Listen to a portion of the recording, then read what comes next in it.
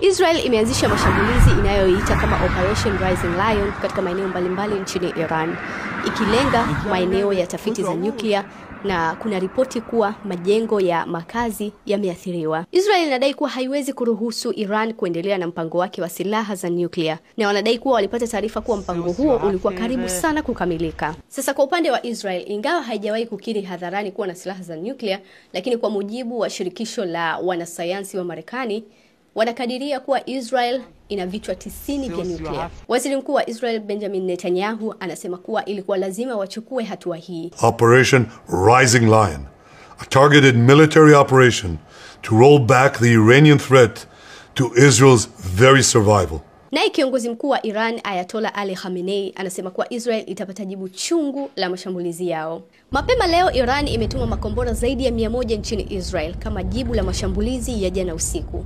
Kwa upande wake Jordan imetoa taarifa ya kushusha baadhi ya makombora, lakini haikuweka wazi yalitokea upande gani hasa. Lakini swali la kujiuliza, mzozo huu umefikia vipi hapa? Mojawapo ya vyanzo vikuu vya mzozo baina ya nchi hizi mbili ni mpango wa nyuklia wa Iran.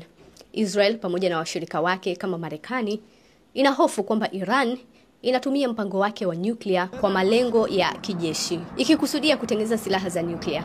Kwa Israel hasa ina hofu mpango huu huenda ni kwa ajili ya kuisambaratisha nchi yake. Kwa mantiki hiyo, haishangazi mashambulizi haya mapya ya anga yalilenga maeneo yenye kufanyika michakato ya nyuklia. Baada tu ya mashambulizi, Waziri Mkuu wa Israel Benjamin Netanyahu alisema kuwa Israel ililenga kituo kikuu cha kurutubisha urani huko Natanz na mpango wa kombora la balistiki la nchi hiyo, pamoja na wanasayansi, wakuu wa nyuklia na maafisa. Wanasayansi 6 wa nyuklia wa Iran waliuawa katika mashambulizi haya.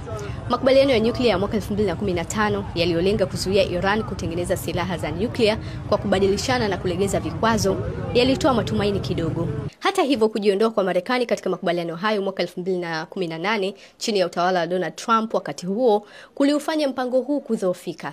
Tangu wakati huo, Iran imeongeza kiwango chake cha urutubishaji wa urani, na ripoti za shirika la kimataifa la nishati ya atomiki zimeonyesha wasiwasi mkubwa. Jumatano wiki hii, bodi ya magavana wa shirika la kimataifa la nishati ya atomiki ililaani Iran kwa mara ya kwanza katika miaka 20 baada ya nchi hiyo kukataa kushirikiana na wakaguzi. Mara baada ya hapo, Iran ilitangaza mara moja kuwa itaanzisha kituo cha 3 cha kurutubisha urani nchini humo na kubadilisha baadhi ya mipango kuwa ya kisasa zaidi.